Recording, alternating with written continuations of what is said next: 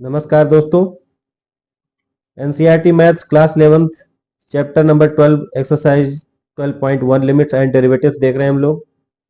Question number 14 तक का solution हमने प्रोवाइड किया है और अब आगे क्वेश्चन नंबर 15। क्वेश्चन है limit x tends to pi sine pi minus X divided by pi bracket में पाई माइनस एक्स। तो हमने लिमिट का पूरा कॉन्सेप्ट भी एक वीडियो में बनाया है, उसको आप देख सकते हैं इसी चैनल पे। यहाँ पे लिमिट का वही कॉन्सेप्ट लगेगा। एक फॉर्मूला होता है ट्रिग्नोमेट्रिक फंक्शन के लिए, limit x tends to 0 sine x divided by x। जब इस फॉर्मेट में रहता है इसकी वैल्यू हो जाती है 1। ये डायरेक्ट फॉर्मूले से होता है। तो हमको क्वेश्चन में जो दिया हुआ है उसको और इसको कंपेयर करेंगे अगर, तो देखते हैं कि यहाँ पे है sign pi minus x divide by pi minus x, यहाँ पर है sine x divide by x. तो लिमिट की वैल्यू जब पुट करेंगे एक्स की वैल्यू यहाँ पर, तो वो 0.0 हो जाता है और उसका वैल्यू 1 हो जाता है। तो हमको क्या करना होगा, यहाँ से इस पाई को यहाँ से बाहर निकालना होगा। तो हम इसको बाहर निकालेंगे तो 1/पाई हो जाएगा बाहर। और अब बचा limit x tends to pi sine pi minus X divided by pi minus X. हम देखते हैं अब अगर इस लिमिट की वैल्यू x की वैल्यू यहाँ पे पुट करें तो ये 0/0 के फॉर्मेट में आ जाएगा। और अब इस फॉर्मूले से इसको अगर कंपेयर करें तो इतने पूरे लिमिट की वैल्यू हो जानी चाहिए 1, तो वही वैल्यू हो जाएगा। तो अब इसकी वैल्यू हो गई 1 और बाहर है 1/पाई, तो इसका आंसर क्या हो जाएगा 1/पाई। यही इसका आंसर है। नेक्स्ट क्वेश्चन, अगला सवाल है question number 16, limit x tends to 0 cos x upon pi minus X. तो यहाँ पर कुछ नहीं करना है, सीधा सीधा आप देख रहे हैं कि अगर x की वैल्यू, x की जो लिमिट है उसकी वैल्यू अगर हम पुट कर दें क्वेश्चन में तो क्या हो जाएगा cos 0 अपॉन पाई माइनस 0। और cos 0 की वैल्यू क्या हो जाती है 1/पाई। तो ये 0.0 के फॉर्मेट में हुआ नहीं और 1/पाई इसका सीधा सीधा आंसर निकल आया। ये इस सवाल का आंसर है। नेक्स्ट क्वेश्चन है question number 17, limit x tends to 0 cos 2x minus 1 divided by cos x minus 1। जैसे देखने में ही लग रहा है कि ये भी एक ट्रिग्नोमेट्रिक फंक्शन है।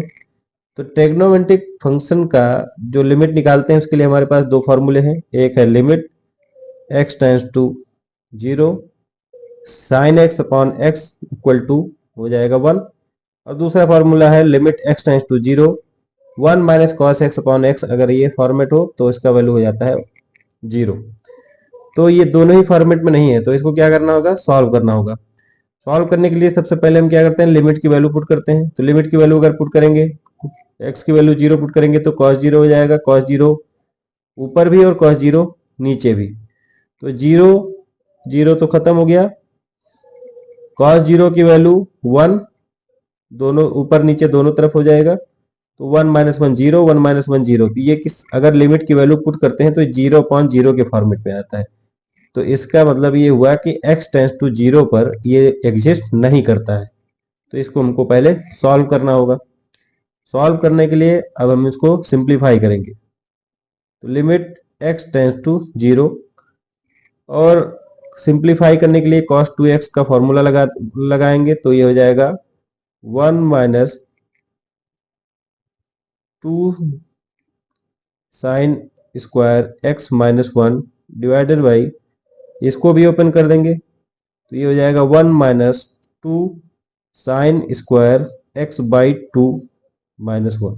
ये माइनस वन ऊपर नीचे वही रहेगा। अब कंफ्यूजन कुछ लोगों को ये हो सकता है कि ये कैसे हो गया 1 minus 2 sine square by x by 2। तो देखिए, जब हम साइन और कॉस का फॉर्मूला इस तरह लगाते हैं कि साइन 2x हो, इसका मतलब यहाँ पर जो एंगल है वो डबल है। इसको जब ओपन करते हैं तो हो जाता है 2 साइन x cos x। तो ओपन होने के बाद फॉर्मूला इस एंगल का हाफ हो जाता है। तो यही कॉन्सेप्ट लगना है। इसी तरह से अगर cos 2x है तो इसको अगर ओपन करते हैं तो ये जाता है 2 cos स्क्वायर x माइनस 1। यहाँ पे जो एंगल हुआ वो इस एंगल का हाफ होना चाहिए। तो अगर इसको हम 2x की जगह x कर दें, साइन x कर दें, तो यहाँ इसका हाफ हो जाएगा। तो ये हो जाएगा 2 sine x by 2 cos x by 2। इसी तरह से होता है कि फॉर्मूले में अगर यहाँ पे एंगल 2x है तो यहाँ x हो जाएगा इसका हाफ, अगर यहाँ एंगल x है तो यहाँ x बाई 2 हो जाएगा, क्योंकि यहाँ पे हाफ ही आता है। इसका डेरिवेशन अलग से बताया जाएगा, फिलहाल कॉन्सेप्ट यही है, सब कॉन्सेप्ट समझ लीजिए। तो अब इसको ओपन कर दिया हमने फॉर्मूले से, तो -1 + 1 -1 + 1 दोनों कैंसिल आउट हो गया। कट्टिम गुट्टा होने के बाद ऊपर नीचे जो माइनस साइन है वो भी कट्टिम गुट्टा हो जाएगा, 2 और 2 भी कट्टिम गुट्टा हो जाएगा। तो इतना सब कट्टिम गुट्टा हो गया, कट गया, कैंसिल आउट हो गया।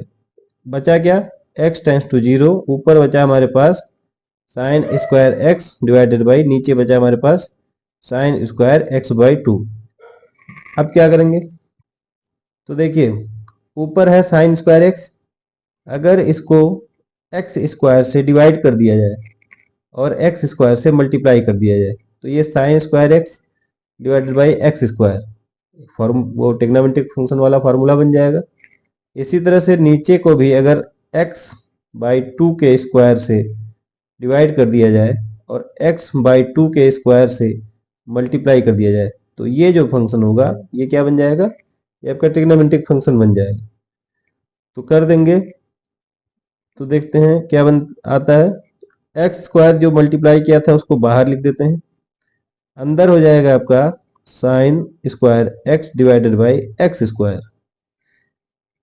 फिर x बाई 2 के स्क्वायर से हमने जो मल्टीप्लाई किया था इसको बाहर कर दिया तो x स्क्वायर बाई 4 हो गया, और अंदर आपका हो गया sign square x by 2 divided by x square by 4।